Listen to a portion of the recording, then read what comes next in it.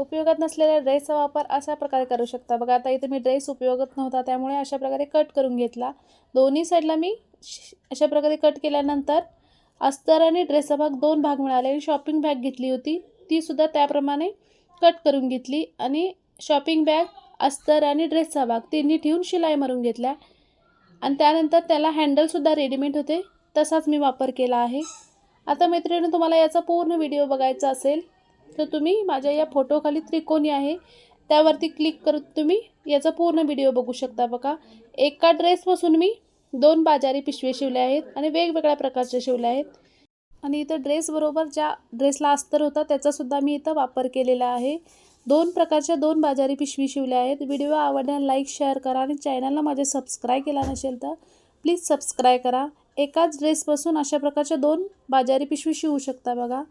Video आवडल्यास नक्की comment करा.